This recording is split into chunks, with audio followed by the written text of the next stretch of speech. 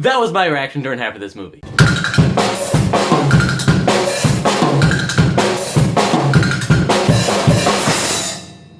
Kong Skull Island is directed by Jordan Vogt Roberts, a pretty independent director until now, and it stars literally everybody. Anyone you could think of, including Samuel L. Jackson, John Goodman. You got literally seriously, there's so many people in this movie, I'm not going to name them all, but you know, I was pleasantly surprised to see Eazy-E and Dr. Dre from Straight Outta Compton. They were both in this movie, and by far my favorite person in this movie is John C. Reilly. He stole the show. Like, King Kong was in a King Kong movie you would think that he would be the best part, and he was. But besides him, all the human characters, John C. Reilly was by far the best part of this movie. Okay, so before I just gush about John C. Reilly, let me tell you a little bit something about the movie. So this is a King Kong movie that's not like any other King Kong movie we've had before. This is like a completely different story than any other King Kong. So the basic plot of this thing is there's these explorers that find this little island, Skull Island, and they're like, oh, okay, we definitely know that something's here. We gotta find it before the Russians do, because this is like the 70s and they're all like, you know, into conspiracies and all this. They're like, we gotta find the monsters there. John Goodman's all crazy about this, and so he gets a whole team together. Samuel L. Jackson's like a military man, and he has like all his army people, and then Tom Hiddleston and Brie Larson, they're like photographer and like a scavenger, like a navigator, and so like there's like a bunch of different teams, and they all go and they're going to this island to see what monsters lie there, and what do you know, King Kong's there, and they are in the stuff when they get there. King Kong is not happy that they're blowing up his little neighborhood, so he wrecks shop. And then they're basically on a journey to try to get off this island, and then they meet John C. Reilly along the way, who's been there for a little while. He knows this island, and he's like, hey, King Kong is like a good guy, and he helps them along the way.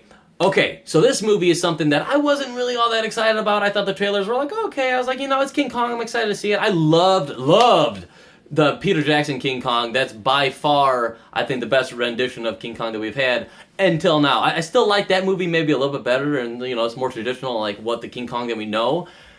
But this King Kong is so awesome. He's so good. I was so pleasantly surprised by this movie because I heard some mixed things going into it, and I thought it looked okay.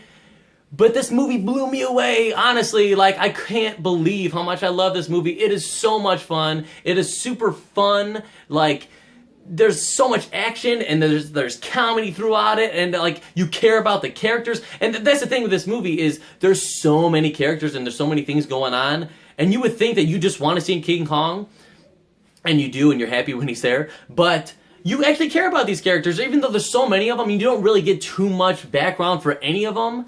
Except for really John C. Reilly, I think you get the most out of him, and that's why I think I liked him the most, and also because he was the funniest. But there's so many moving parts of this, but you get like little different arcs for all the different characters, and like all the main characters like Samuel L. Jackson and John Goodman, and even Tom Hiddleston and Brie Larson.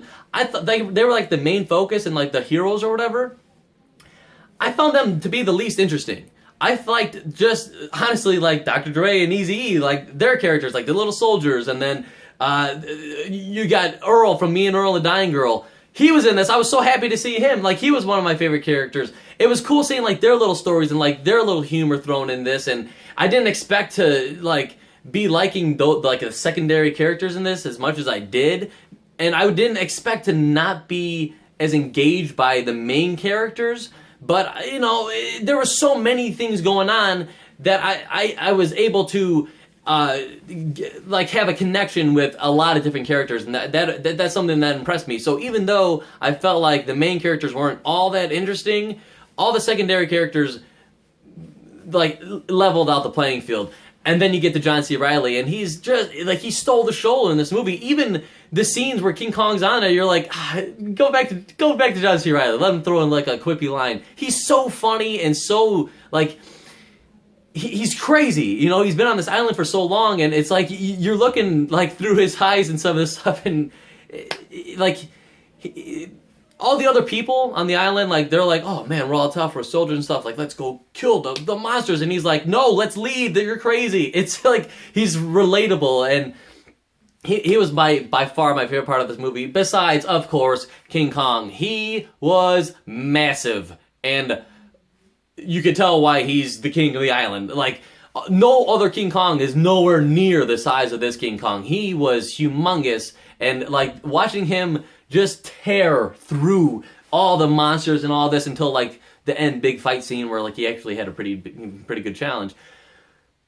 It was so cool just seeing him like be king of the jungle, and he was so much more like, you cared more about him than I thought you would have, because like in Peter Jackson's King Kong, like you feel so sympathetic for King Kong, and like you care so much about him, and you're heartbroken when he dies at the end. I didn't think you would have that connection to this King Kong, because he's not going to die at the end. Like, spoiler alert, you know, that's not really a spoiler. This is kind of setting up a franchise where he's going to kind of fight Godzilla. So it's, you know, I kind of knew that he's not going to die at the end, because it's not following the same story. He's not going to the top of the Empire State Building. He's just going to stay on the island.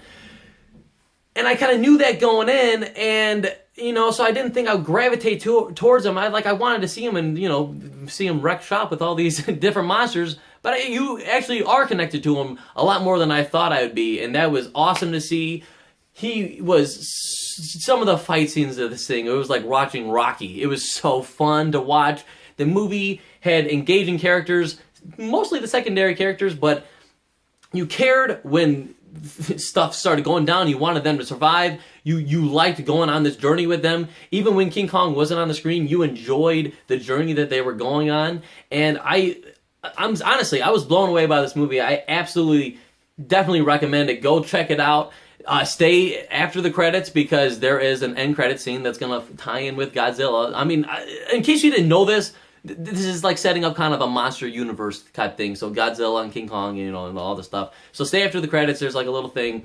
So yeah, I was blown away by this movie. I definitely recommend it. I think that unless you're like a small child, pretty much everyone can get enjoyment out of this movie. I saw it with my parents and my grandparents, so it's like the whole full spectrum full of people can really enjoy this movie.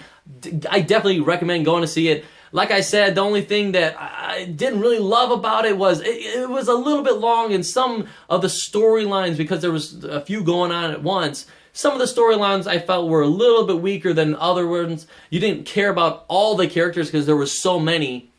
But I thought the acting was well done. I thought it was really well directed. I thought that the soundtrack was awesome and really fun to listen to and really got you into the movie. Everything in this movie I thought was really well done, except for like I said, a little bit of the storylines and some of the characters, but the cinematography, everything. This movie really blew me away. I'm so pleasantly surprised by it. Definitely check it out. Recommend it. I'm gonna go 4.5 out of 5 for Kong Skull Island. I can't believe that I love this movie so much, but I do. Check it out, let me know what you think. Anyway, guys, thank you so much for watching. If you like this, you want to see more reviews from a guy like me, Tom Waterloo, then please like and share this video, leave a comment down below, and most importantly, subscribe. I'll see you guys in the next one.